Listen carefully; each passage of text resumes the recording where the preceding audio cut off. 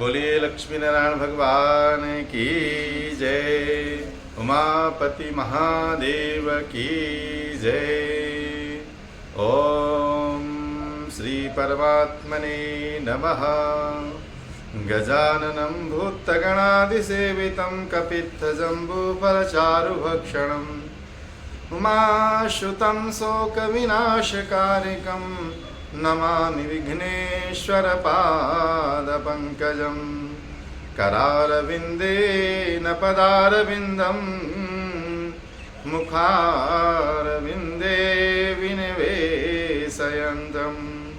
वटस्य पत्रस्य पुटे शयानं बालं मुकुन्दं मनसा स्मरामि। बालं मुकुन्दं मनसा स्मरामि। बोलिए बालकृष्ण भगवान की जय। ठाकुर जी महाराज की जय। लक्ष्मी नारायण भगवान की जय। एकादशी महात्मा की जय। जय श्री राधे कृष्णा। आज एकादशी का बहुत ही पावन और पुण्य दिन है। कहते हैं वैसे तो सभी एकादशियां अपने आप में महत्वपूर्ण हैं और इनका पुण्य जो है वो अनंत कहलाता है, लेकिन हर एकादशी का अपना एक महात्म्य है। इसलिए सभी एकादशियों की कथा सुनते हुए धर्मराज युधिष्ठिर भगवान श्री कृष्ण से अनन्य भाव से प्रेम पूर्वक प्रार्थना करते हैं कि हे प्रभु, आप एकादशियों का जो वर्णन है यथाविधि हमें सुना रहे हैं, इससे हमारे आनंद की अनुभूति हो रही है और हमें भगवान के श्री चरणों में आस्था दिन प्रतिदिन अनवरत रूप से बढ़ती जा रही है। हे प्रभु, अब आप कृपा करके चैत्र मास के कृष्ण पक्ष की एकादशी का महात्म्य सुनाएं, हम सुनना चाहते हैं। भगवान श्री कृष्ण कहते हैं कि हे दुष्टर, आपने जो प्रश्न किया है उसका मैं उत्तर देते हुए चैत्र मास के कृष्ण पक्ष की एकादशी का महात्म्य सुनाता हूँ। ध्यान पूर्वक सुनो।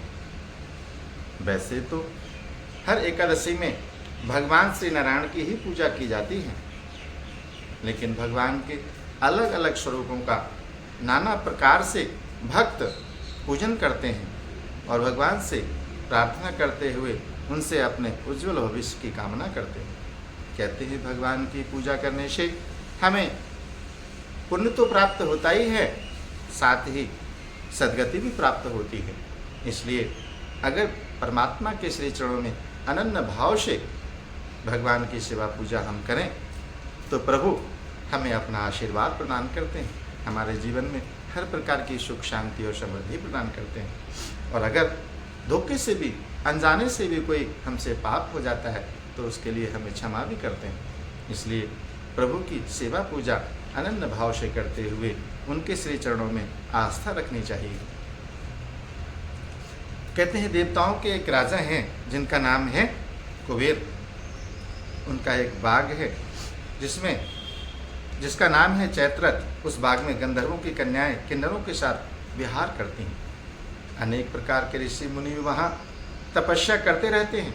स्वयं देवराज इंद्र भी चैत्ररथ के देवताओं के साथ चैत्ररथ के नाम के बगीचे में आते हैं और वहाँ पर क्रीड़ा किया करते हैं। वहीं अपने आश्रम में मेधावी नाम के एक ऋषि भी तपस्या करते हैं। वे शिव के परम भक्त हैं। एक दिन मंजुघोषा नाम की अप्सरा ने ऋषि को देखकर अपने मन को मोहित कर लिया। वह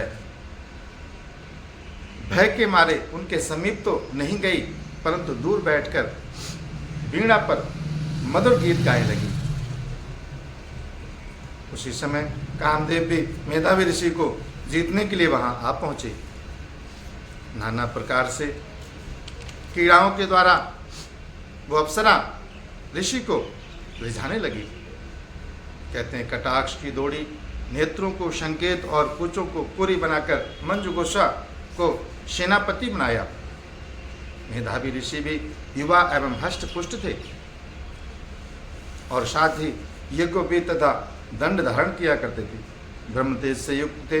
मंजुघोषा ऐसे सुंदर ऋषि को देखकर उनकी सुंदरता पर मुग्ध हो गई और अपने गीत, चूड़ी और नुपुरों की झंकार तथा नृत्य और हाव भाव दिखाकर मुनि को रिझाने लगती है। कुछ समय तक यही क्रम चलता रहा और अंत में कामदेव ऋषि को पराजित कर दिए। फलस्वरूप ऋषि मंजुघोषा के साथ रमण करने लगे और काम के इतने वशीभूत हुए कि उन्हें दिन और रात्रि का भी बोध नहीं रहा। इस तरह से बहुत समय बीत जाने के उपरांत मंजुघोषा कहती है कि हे मुनि, मुझे बहुत समय हो गया है यहाँ पर रहते हुए, अब मैं आपसे स्वर्ग जाने की आज्ञा चाहती हूँ। तब मुनि कहते हैं, आज इसी संध्या को तो आप आई हैं, प्रातःकाल होने तक चली जाना। मुनि के वचन सुनकर अप्सरा कुछ समय तक और रुकी और कुछ दिन के बाद उसने पुनः ऋषि से विदा मांगी। तो मुनि कहने लगे कि अभी तो आधी रात भी नहीं हुई है, अभी कुछ समय और ठहरो। अप्सरा ने कहा, महाराज आपकी रात तो बहुत लंबी है, आप जरा स्मरण कीजिए कि मुझे यहाँ आए हुए कितने वर्ष बीत गए।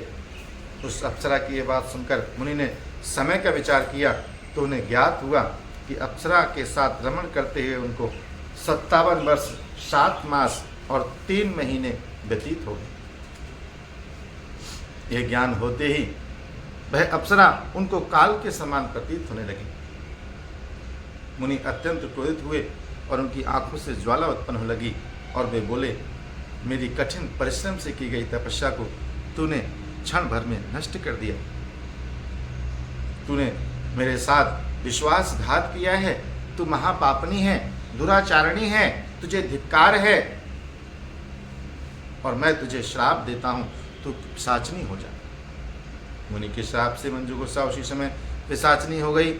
वह भयभीत होकर मुनि से प्रार्थना करने लगी कि हे महाराज, इस श्राप का किसी प्रकार से निवारण कीजिए। अप्सरा के दीन वचन सुनकर मुनि कहते हैं, अरे दुष्ट, यद्यपि तूने मेरा बहुत अनिष्ट किया है, परंतु फिर भी मैं तुझे श्राप से मुक्त होने का उपाय बताता हूँ। चैत्र मास के कृष्ण पक्ष की एकादशी का नाम ही पाप मोचनी एकादशी है।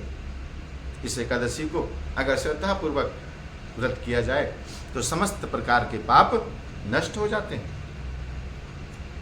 तो एकादशी का व्रत कर, जिससे तेरे द्वारा किए हुए ये पाप जो हैं वो नष्ट हो जाएंगे। ऋषि की वाणी को सुनकर मंजुघोषा ने श्रद्धापूर्वक एकादशी का व्रत किया। कहते हैं ऐसा कहकर ऋषि जो हैं च्यवन ऋषि के आश्रम को चले गए और जब वो वहां पहुंचते हैं तो च्यवन ऋषि अपने पुत्र को देखते हैं और कहते हैं कि तेरी ये क्या दशा हो गई है, क्या किया तूने, तेरे तो सारे पुण्य क्षीण हो गए। तब मेधावी ने कहा, हे पिताजी, मैंने एक अप्सरा के साथ रमण करके घोर पाप किया है, अब आप इस पाप से छूटने का कोई उपाय बताएं।